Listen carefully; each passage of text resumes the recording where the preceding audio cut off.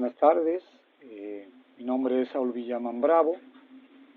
Estamos cursando la inducción que el Ministerio de Educación está llevando a cabo. Soy maestro licenciado en matemática física y estamos tomando esta inducción con nuestro querido maestro Carlos Buenos. Soy del grupo 16, así que vamos a empezar. Nuestro tema es la trigonometría.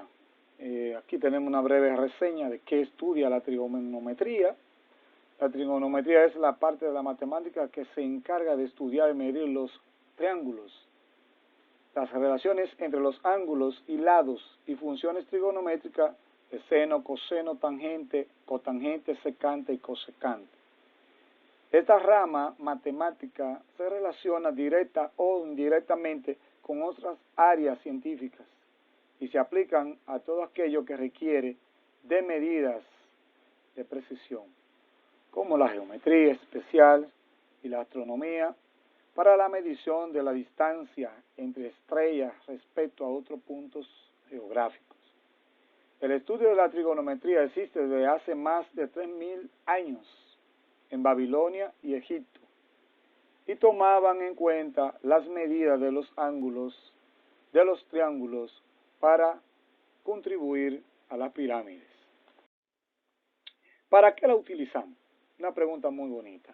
Bueno, nosotros la utilizamos, como decía ya una poca definición, en el diario vivir podemos medir distancia de la altura de un edificio, el cálculo trigonométrico que puede haber en la emplanada del edificio, así como algunas otras medidas que tienen que ver con lo que son las superficies de cualquier terreno, que nosotros necesitemos realizar una medida de ángulo tanto suplementario como complementario.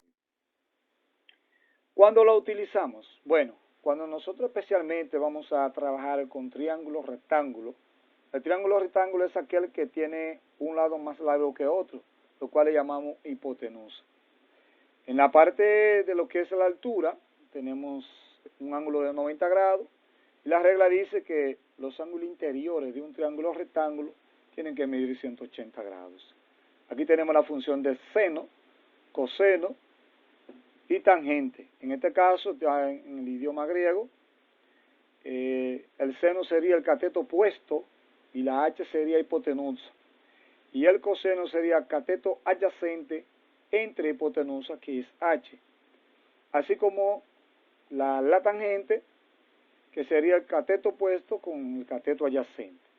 Nosotros también podemos medir ángulos en radianes, eso sería ya para rotacionales, y así sucesivamente. ¿Qué son las funciones trigonométricas? Bueno, las funciones trigonométricas no son más que, vamos a decir, los nombres de los lados de ese triángulo rectángulo. Por ejemplo, este triángulo que tenemos en la parte izquierda tiene un lado que se llama hipotenusa. Aquí tiene cateto opuesto y cateto adyacente.